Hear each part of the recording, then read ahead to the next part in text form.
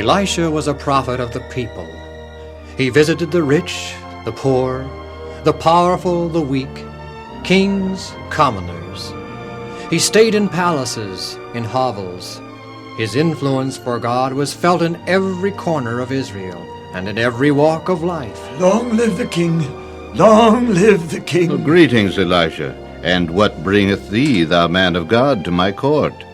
Bringest thou counsel from God, or reproof? O king, thou walkest in the ways of God to do his will. I bring thee glad tidings and a blessing from the living God of Abraham and Isaac. Welcome to my humble abode, O ye prophet of the living God of heaven. Blessings be upon thee and thy son. Canst thou stay and eat of our meager bread? I am come to give thee warning, thee and thy son. Behold, the Lord bringeth a 7-year famine upon Israel. Get thee up, thou and thy household, and get thee hence, sojourning wheresoever thou canst, and return here again at the end of the 7 years. Why trouble ye, O man of God, to bring this warning to me? Are there not noblemen, officers, ladies of great wealth, and other more important people than I to warn? The Lord is no respecter of persons. Thou art just as important in his sight as the wealthiest and most powerful person in the world.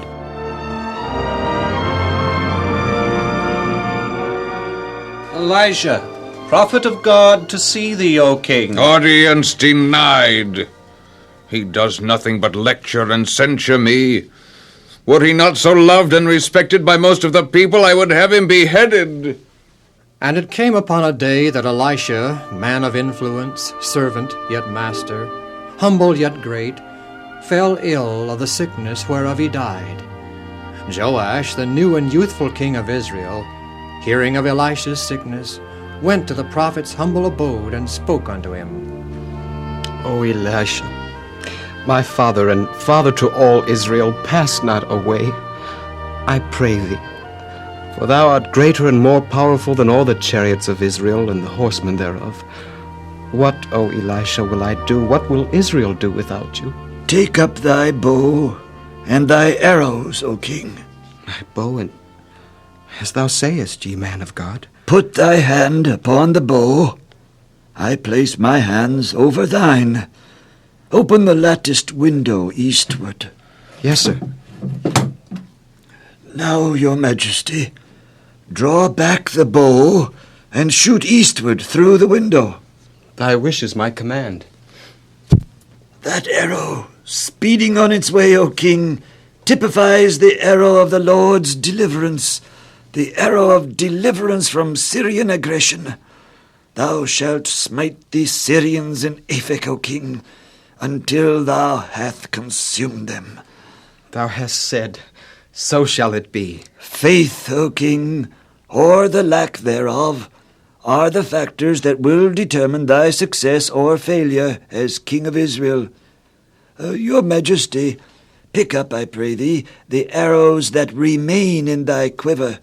Hold them in thy hand, and beat them upon the floor. Thou beatest them but thrice, showing, O king, a lack of the enthusiasm and perseverance thou needest for thy duty to Israel. Thou shouldst have smitten them 5 or 6 times. Then would thou have smitten Syria till thou hadst consumed them. Whereas now thou shalt smite Syria but 3 times. I am sorry, my father. Please leave now, your majesty. I tire. Farewell, O man of God. Anything I can do for thy comfort, master? Yes, my son. I am tired and in deep pain. No more visitors today, please. You may sit here by my bedside. I perceive that thou wishest to ask of me a question. Yes, sir, but it can wait. Thou art a son of the prophets. When I am gone, there is much work for thee and thy fellow students to do. Ask now of me what thou wilt. Elisha, sir, Elijah, prophet of God before thee, was taken into heaven in a fiery chariot, and he experienced no lingering sickness or pain. Yet thou, truly as godly and faithful a prophet as was Elijah, hast been ill a goodly length of time and in extreme pain. Why does God permit it in thy case and not in Elijah's? The good Lord has a purpose. I know not what it is, but his will be done now and always. You don't seem to mind the terrific pain.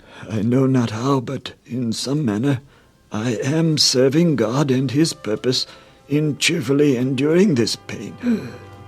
And my son, remember the time thy eyes were opened at Dothan? Oh, yes, sir.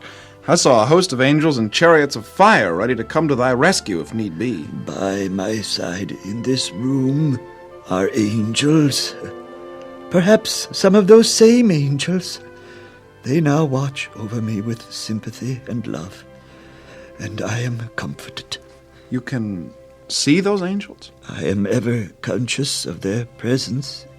Yes, through eyes of faith.